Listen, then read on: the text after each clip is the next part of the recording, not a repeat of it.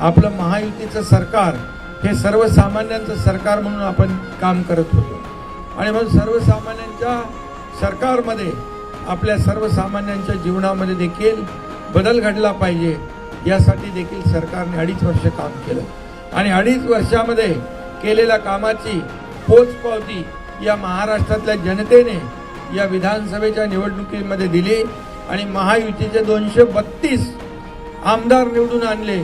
आतापर्यंत कधी इतिहासामध्ये एवढे आमदार आणि एवढं यश मिळालं नव्हतं। लोकसभेमध्ये फेक नरेटिव्ह पसरवून काही गोष्टी साध्य केल्या, परंतु विधानसभेमध्ये मात्र त्यांचा डाव पलटी झाला, उलटला।